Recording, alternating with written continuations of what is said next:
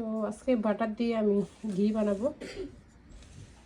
এখানে দুই রকমের বাটার দিছি আমি, সল্টেড অ্যান্ড আনসল্টেড দুইটাই আছে। তো এখন আমি এটা বসিয়ে দিব। সো আজকের বাটারগুলি খুলছে হচ্ছে সারা, সুন্দর করে আবার সুন্দর করে সাজাইছে। ঘি ঘি কিন্তু রেডি হয়ে গেছে, দেখতে পাচ্ছেন। তো এখানে হচ্ছে আমি এই যে উপরের ফেনাগুলি ফেলে দিব। তো ফেনাগুলি মাস্ট ফেলে দিতে হবে, তাহলে একদম ক্লিয়ার থাকবে, স্মুথ হবে আর কি। এগুলো না ফেললে একটু স্মুথ হবে না। তো এটা কিন্তু লো হিটে হচ্ছে। প্রথমে 10 মিনিটের মতো মিডিয়াম হাই হিটে ছিল, এরপরে লো হিটে আসছে।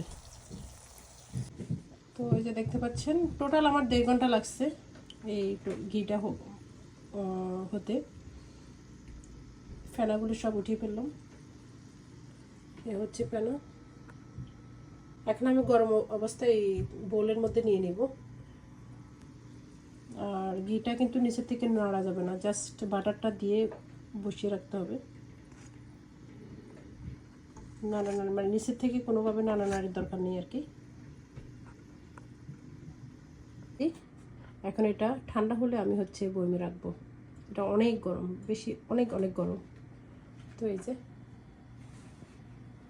একটু সাইড করে রাখছি।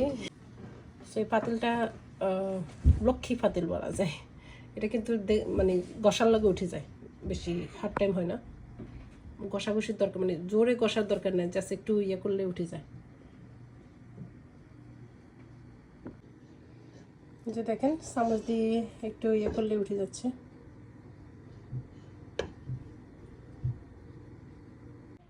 তো আজকে একটা কেক কাটবো। ওকে, এখন কাটবো কেকটা। খাইবা তোমরা না কেটে কেটে দিয়ে দিব? খাবো ওটা খাবো। ওকে, এইটারে দিয়ে আসো, যাও এটা নিয়ে দে। সারা খাবি cake? Cake, Yeah. I want the vanilla one. Vanilla. This is banana. This is peaches. Peach? Yeah. Ooh, yummy. Oh, yummy. সারা বলে yummy. যাও,